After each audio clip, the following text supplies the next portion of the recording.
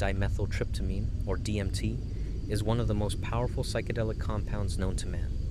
Often referred to as the spirit molecule, DMT can catapult users into profound, otherworldly experiences in a matter of seconds.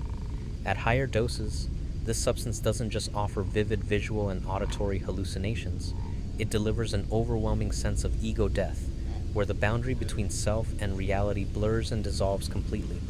You cease to exist as you know yourself, transcending into a state where time, identity, and consciousness itself become fluid and undefinable. In this video, we dive into one individual's harrowing journey with DMT. What started as a casual fraternity experiment turned into a life-altering trip that shattered his beliefs about reality, the soul, and existence. This is the story of a man whose perception of life, death, and the universe was radically transformed in just one moment. I am a 19-year-old male with a full tuition scholarship to an SEC university where I major in biology and Spanish. I am a pre-medicine student with 79 completed hours and a GPA of 3.67. I was also a top-tier student in high school. I scored a 31 on the ACT, including a perfect 36 on the reading section. I had stayed away from drugs in high school, except drinking on rare occasions. I joined a fraternity my freshman year, which came with weekly binge drinking associated with Greek life. I began to smoke weed occasionally, which is practiced less in fraternity life, but is prevalent in almost every chapter on campus. By spring break of my freshman year, I was smoking almost every day with my fraternity brothers. I decided I was going to try psychedelics when summer began. In the years since then, I have sampled a plethora of psychedelic drugs, including mushrooms, morning glory seeds, mescaline, ecstasy, LSD, and DMT.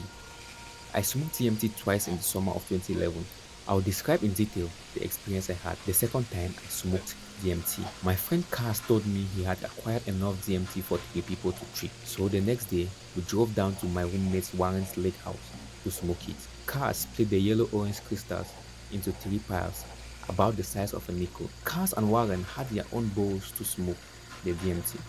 I did not have my own piece, so I decided I would smoke out of an old bong that Cass had brought along. Cass packed up all 3 pieces with DMT under a layer of kush, and we went outside to trip. Warren suggested that we go out onto the lake in his canoe to smoke the DMT. I thought it was a good idea, but Cass said it was too dangerous. We decided we would smoke under Warren's deck. This decision probably saved all 3 of our lives. We sat in lawn chairs with our pieces ready to go and played some pretty lights on Warren's phone to trip to. I had smoked DMT once before, but I had not broken through, so I decided I was going to take as big of a hit as I could this time. I put the flame on the bowl and drew in slowly to avoid touching the DMT for as long as I could. I exhaled and took a quick glance at the bong filled with thick DMT smoke. I inhaled sharply and sucked every last bit of the smoke deep into my lungs. I held the smoke in for about 7 seconds before exhaling, and I was already tripping harder than I ever had before. Everything in my vision became so vibrant that it surpassed my understanding of what a color is. I tried to remember, but it was already too distant a memory to recall in my current state of mind. I think I closed my eyes, but I'll never be sure. I felt a voice say, "Come with me," and I went. I instantly lost connection with everything I had ever experienced since my birth. I could not even think in my own language or even remember anything at all about my past. I woke into a state of consciousness without the perceptive lens of being myself, or a human, or even a living organism. I not only felt dissociated from my body, I was separated from my soul. I experienced an eternity in an instant. I had blasted into oblivion, free of any shred of conscious thought. I think I was in ego death for about 10 or 15 minutes of human time. Coming back to the concept of having a body, I thought I was lying dead in the streets, in the presence of my mother and an ambulance crew. Then Cass said, "Guys, we just blasted the fuck off." I remembered that I had smoked DMT and came most of the way back to reality.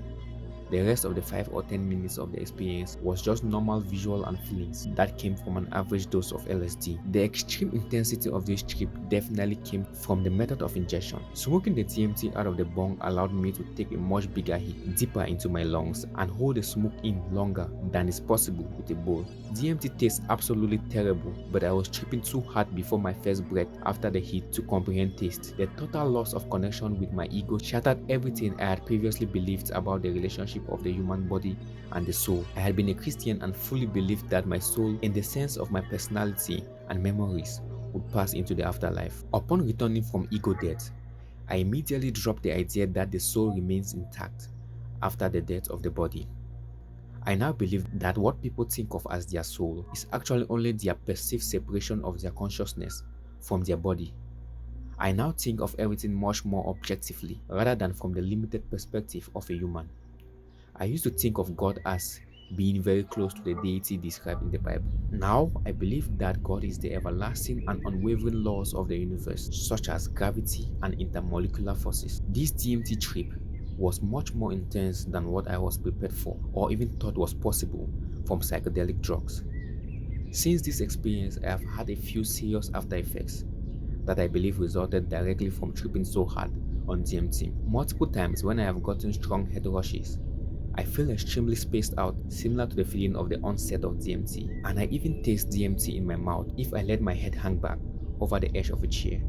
My vision goes black and then immediately returns, accompanied by intense hallucinations. One time, I was hanging on a ladder at the top of a staircase at my frat house to loosen my back. I went into a crazy trance. The next thing I knew, I was lying at the bottom of the flight of 6 stairs, looking up at Warren, standing at the top. The alarming thing was that I had not just passed out and fallen down the steps.